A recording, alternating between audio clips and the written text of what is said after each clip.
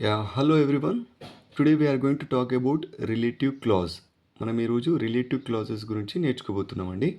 So clause is nothing but a clause is the combination of subject and verb. So clause అంటే ఏంటి? Combination of subject and verb ఉంటుంది.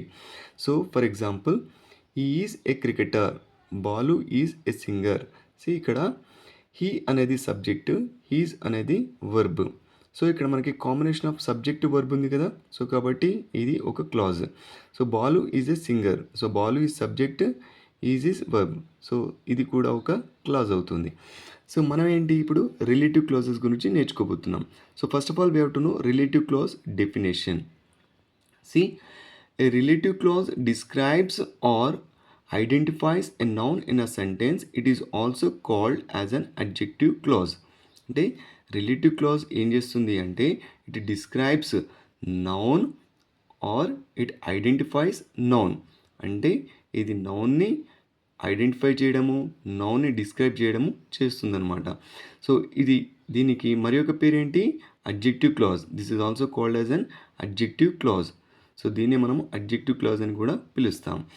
ఏ relative clause is a part of a sentence that gives extra information about noun. So relative clause ఏం చేస్తుంది అంటే it's gives extra information about noun. ఇందాక మనం అనుకున్నట్టుగా నౌన్ని identify చేయడమే కాకుండా ఇదేం చేస్తుంది? నౌన్కి సంబంధించిన ఎక్స్ట్రా ఇన్ఫర్మేషన్ కూడా ఇస్తుందన్నమాట. సో దాన్నే మనం ఏమంటాము? రిలేటివ్ క్లాజ్ అని పిలుస్తాం. And it usually begins with relative pronouns like who, whom, whose, which, that and relative adverbs like where, when, why. అంటే ఇక్కడ రిలేటివ్ ప్రొనౌన్ యూజ్ చేసి మనము ఈ రిలేటివ్ క్లాజ్ని ప్రిపేర్ చేస్తామన్నమాట. అంటే ఈ రిలేటివ్ క్లాజెస్ అన్నీ వేటితో ప్రారంభమవుతాయి? రిలేటివ్ ప్రొనౌన్స్తో మరియు రిలేటివ్ అడ్వర్బ్స్తో ప్రారంభమవుతాయి. సో రిలేటివ్ ప్రొనౌన్స్ అంటే ఏంటి? సో రిలేటివ్ ప్రొనౌన్స్ అంటే like who, whom, whose, which, that ఇవన్నీ ఏంటి? Relative pronouns. And relative adverbs like where, when, why ఇవన్నీ ఏంటి? Relative adverbs. అంటే రిలేటివ్ క్లాజ్ అనేది రిలేటివ్ రిలేటివ్ ప్రొనౌన్తో అయినా ప్రారంభం అవ్వచ్చు, రిలేటివ్ అడ్వర్బ్తో అయినా ప్రారంభం అవ్వచ్చు. ఇప్పుడు మనము ఇంకొంచెం ముందుకెళ్తే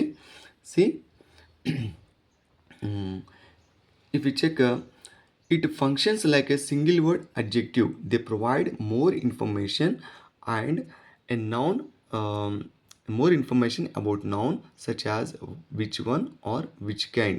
అంటే it functions as a single word adjective. జనరల్గా మనము అడ్జెక్టివ్ని ఎందుకు యూజ్ చేస్తాము?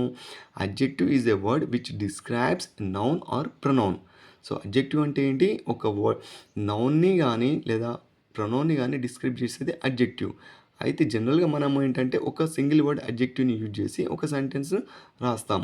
కానీ ఇక్కడ గ్రూప్ ఆఫ్ వర్డ్స్ని తీసుకొని, అంటే ఒక క్లాజ్ని తీసుకొని మనము ఒక నౌన్ని డిస్క్రైబ్ చేస్తామన్నమాట.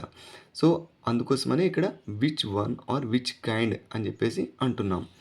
They contain subject and verb but cannot stand alone as a complete sentence. అంటే ఇక్కడ రిలేటివ్ క్లాజ్లో మనకి సబ్జెక్ట్ ఉంటుంది అండ్ వర్బ్ ఉంటుంది, but cannot stand alone as a complete sentence. Subject ఉన్నా వర్బ్ ఉన్నా ఇవేంటి? అవి ఒక స్వతహాగా ఒక సెంటెన్స్ లాగా నిలబడలేవు అన్నమాట. They are usually placed immediately after the noun they modify. So ఈ రిలేటివ్ క్లాజ్ని మనము ఎక్కడ తీసుకుంటాము అంటే నౌన్ ఎక్కడైతే ఉంటుందో నౌన్ పక్కనే ఇవి యూజ్ చేస్తామన్నమాట. ఇమీడియట్లీ ఆఫ్టర్ ది నౌన్ అంటే నౌన్ పక్కనే మనం తీసుకుంటాం. For example, the person who called last night is my boss. చూడండి ఇక్కడ ద పర్సన్ ఏంటి? ఇక్కడ noun. Who called last night is my boss. Relative clause ఇందాకే okay. For example, the person who called last night is my boss. So ఇక్కడ person ఏంటి? Noun. So who called last night is my boss. So relative clause ఎప్పుడైనా relative ప్రొనౌన్తో లేదా relative అడ్వర్బ్తో ప్రారంభమవుతుందని చెప్పాను కదా. So who అనేది ఏంటి? Relative pronoun.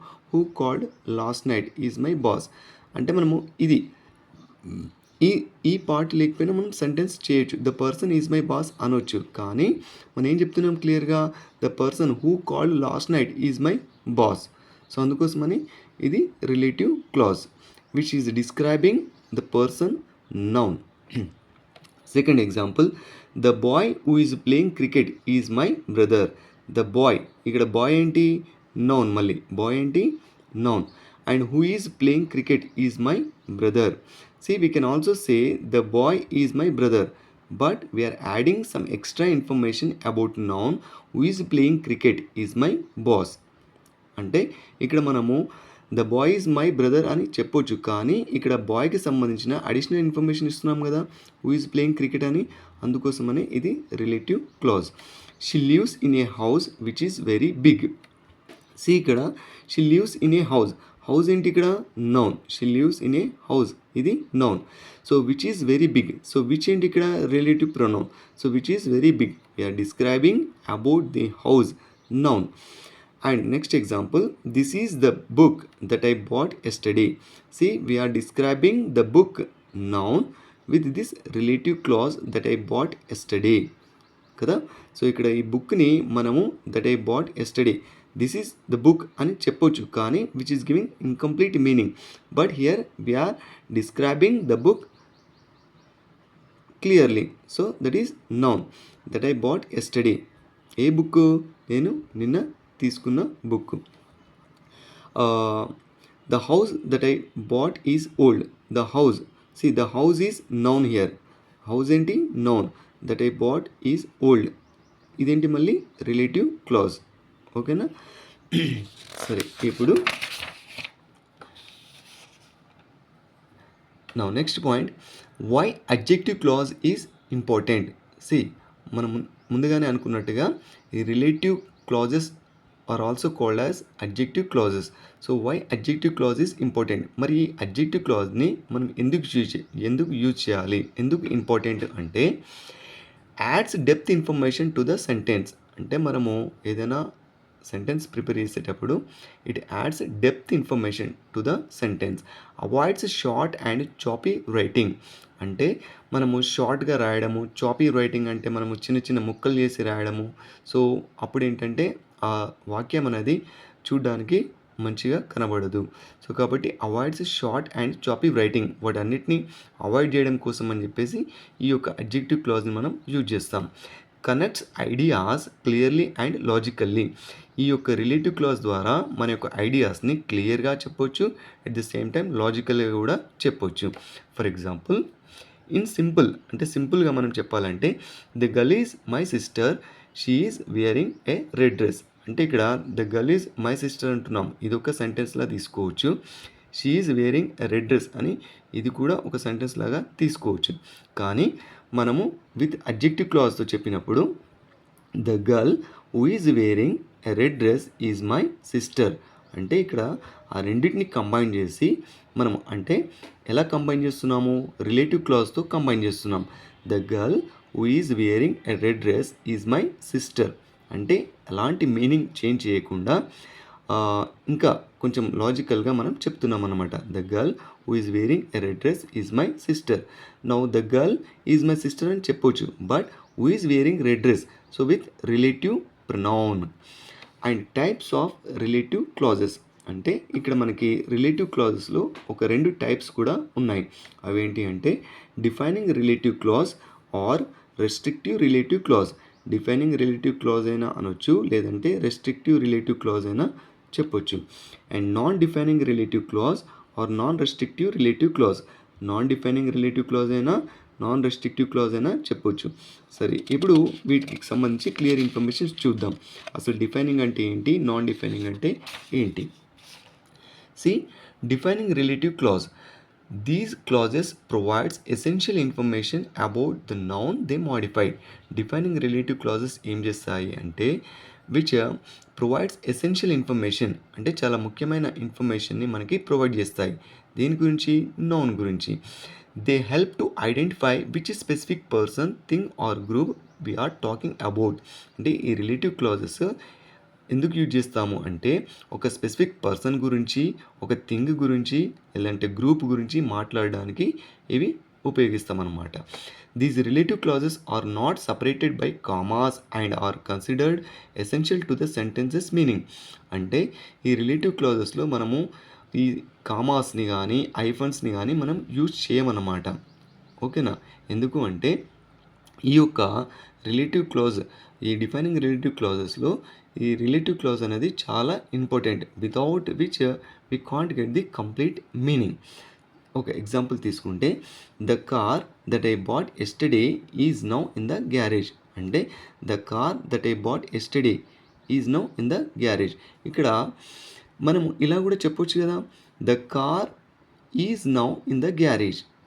The car is now in the garage అంటే ఈ దట్ ఐ బాట్ ఎస్టర్డే అనేది లేకుండా చెప్తే ఏమవుతుంది అప్పుడు, the car is now in the garage అంటే ఏ కారు అనేది మనకి క్లారిటీ ఇన్ఫర్మేషన్ ఉండదు. అందుకోసమని మనం ఏం చేస్తున్నాము, ఈ యొక్క రిలేటివ్ క్లాజ్ యొక్క హెల్ప్ తీసుకుంటున్నాం.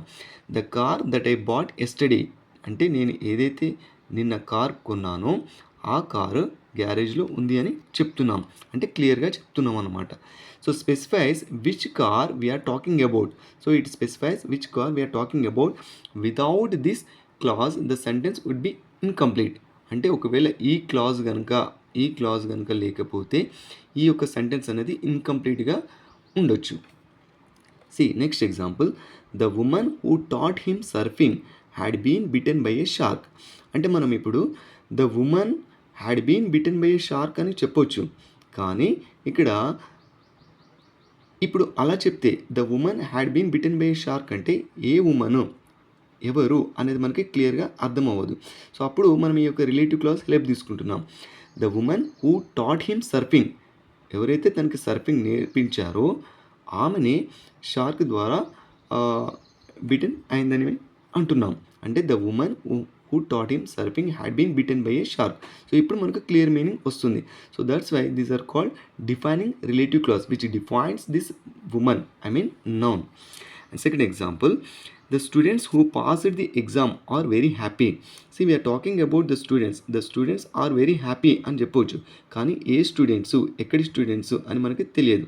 సో హూ పాస్డ్ ఎగ్జామ్, ఇలా రిలేటివ్ క్లాజ్ యూజ్ చేసి చెప్పినప్పుడు మనకు క్లియర్గా అర్థమవుతుంది. సో ఎవరు హ్యాపీగా ఉన్నారు, హూ పాస్డ్ ది ఎగ్జామ్ అని అర్థమవుతుంది అనమాట. సో అందుకోసమనే ఈ డిఫైనింగ్ క్లాజ్లో డిఫైనింగ్ రిలేటివ్ క్లాజ్ అనేది చాలా ఇంపార్టెంట్.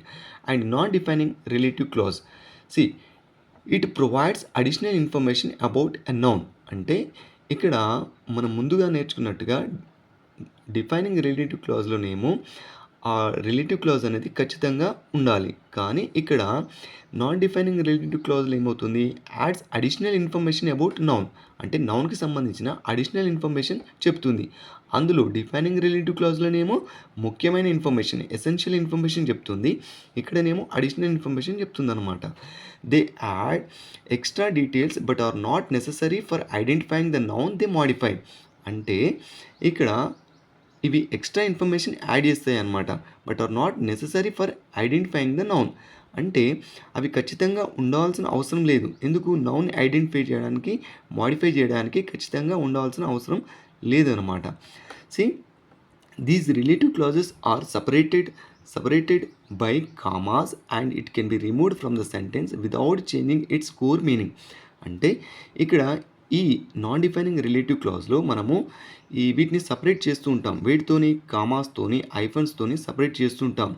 అండ్ వాటిని ఒకవేళ రిలేటివ్ క్లాజ్ని మనం రిమూవ్ చేసినప్పటికీ కూడా we can get the complete meaning of the sentence.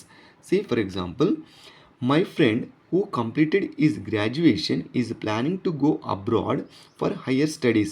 See, my friend who completed his graduation. See, this is a relative clause. Who completed his graduation is relative clause. He is planning to go abroad for higher studies. See, మనము ఈ relative clause లేకున్నా కూడా my friend is planning to go abroad for higher studies అంటే complete meaning వస్తుంది కదా. కానీ మనం ఇంకా ఈ యొక్క ఫ్రెండ్ గురించి అడిషనల్ ఇన్ఫర్మేషన్ ఇవ్వాలని చెప్పేసి హూ కంప్లీటెడ్ ఈజ్ గ్రాడ్యుయేషన్ అని అడిషనల్ ఇన్ఫర్మేషన్ ఎక్స్ట్రా ఇన్ఫర్మేషన్ ఇస్తున్నాము. ఎవరి గురించి? ఫ్రెండ్ గురించి, అంటే నౌన్ గురించి. అంటే ఇక్కడ ఈ క్లాజ్ లేకపోయినా, ఈ రిలేటివ్ క్లాజ్ లేకపోయినా మనకి కంప్లీట్ మీనింగ్ వస్తుంది. సో అందుకోసం అనేది దీన్ని ఏమంటున్నాం మనము? Not defining relative clause. That means this clause is not essential in the sentence. Note, the underlined part adds extra information but it is not required. ఈ underline part ఏదైతే ఉందో who completed is graduation అనేది extra information ఇస్తుంది. ఇది అంత ముఖ్యమైనది ఏమీ కాదు. సెకండ్ ఎగ్జాంపుల్ తీసుకుంటే, Nick who was teased and bullied had an electric wheel chair for mobility. చూడండి, మనము ఇలా కూడా చెప్పొచ్చు, Nick had an electric wheel chair for mobility ఇలా చెప్పొచ్చు. కానీ మనం ఏం చేస్తున్నాము? నిక్ అనే నౌన్కి who was teased and bullied అంటే ఈ యొక్క ఇన్ఫర్మేషన్ నిక్ గురించి ఇంకా మాడిఫై చేసి చెప్తుందనమాట. సో అందుకోసమని this is not essential. Actually this is not essential. This is extra information which is giving which is talking about noun Nick. So that's why this is not essential in a sentence. So Nick had an electric wheel chair అని కూడా చెప్పొచ్చు మనం. So these are called non defining relative clauses. So non defining relative క్లాజెస్లోనేమో మనం commas, ఐఫన్స్ అలా use చేసి చెప్తాము. Defining relative క్లాజెస్లోనేమో మనం అలా యూజ్ చేయకుండా చెప్తాం. ఎందుకంటే డిఫైనింగ్ రిలేటివ్ క్లాజెస్లో యూజ్ చేసే రిలేటివ్ క్లాజ్ కంపల్సరీగా మనకి ఉండాలి. ఎందుకు అంటే కంప్లీట్ మీనింగ్ అర్థం అవడానికి. అండ్ నెక్స్ట్ చూసుకుంటే, ఇప్పుడు how to form adjective clause. How to form adjective clause అయినా, how to form relative clause అయినా సేమ్. ఇప్పుడు అడ్జెక్టివ్ క్లాజ్ని ఎందుకు ఫ్రేమ్ చేస్తామని అనుకున్నాము అంటే కొంచెము క్లియర్గా లాజికల్గా చెప్పడం కోసం అని చెప్పేసి యూజ్ చేస్తామని అనుకున్నాం కదా. సో ఇప్పుడు స్టెప్ 1 అంటే ఎలా యాడ్ చేయాలి అంటే, స్టెప్ 1 ఏం చేయాలి అంటే, identify the noun you want to describe. First మనము ఏదైతే నౌన్ని మనము డిస్క్రైబ్ చేయాలని అనుకుంటామో ఆ నౌన్ని మనం సెంటెన్స్లో ఐడెంటిఫై చేయాలి.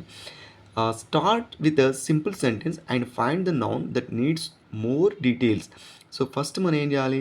సింపుల్ సెంటెన్స్ లాగా స్టార్ట్ చేసి అండ్ అందులో నౌన్ ఏదో ఉందో దాన్ని ఐడెంటిఫై చేయాలి.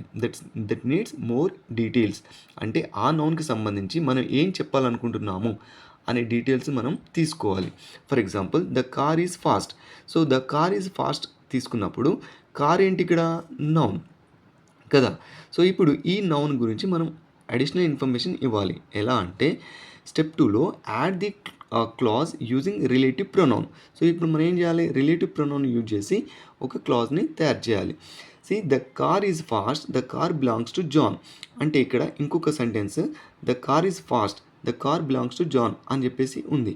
సో మనము ఈ రెండు సెంటెన్సెస్ని రిలేటివ్ క్లాజ్ యూజ్ చేసి ఎలా చెప్పొచ్చో చూడండి. Now convert the car that belongs to John is fast. See here the car, ఇక్కడ కార్ ఏంటి? నౌన్. కార్ ఏంటి? Noun. And that belongs to John is fast. See మనం ఇక్కడ దట్ బిలాంగ్స్ టు జాన్ ఇది కొంచెం పక్కన పెట్టుకుంటే ద కార్ ఈజ్ ఫాస్ట్ అనేది ఒక సెంటెన్స్ అయితే, ఇక్కడ ఈ సెంటెన్స్ అంటే ఈ కార్కి అడిషనల్ ఇన్ఫర్మేషన్ ఇవ్వడం కోసమని that belongs to John is fast అంటే ఈ యొక్క రిలేటివ్ క్లాజ్ని వాడి ఈ కార్ గురించి మనము ఎక్కువగా మాట్లాడుతున్నాం, అంటే అడిషనల్ ఇన్ఫర్మేషన్ ఇస్తున్నాం. సో దట్ ఏంటి ఇక్కడ మళ్ళీ? రిలేటివ్ ప్రొనౌన్, అంతే కదా. The car that belongs to John is fast. So ఇలా సింపుల్ సెంటెన్స్లో ఉన్న వాక్యాలను మనము కొంచెం లాజికల్గా, క్లియర్గా, కొంచెం ఇన్డెప్త్గా చెప్పడం కోసం అని చెప్పేసి ఈ యొక్క రిలేటివ్ క్లాజెస్ని మనం యూజ్ చేసి సెంటెన్సెస్ వాడుతూ ఉంటాం అన్నమాట.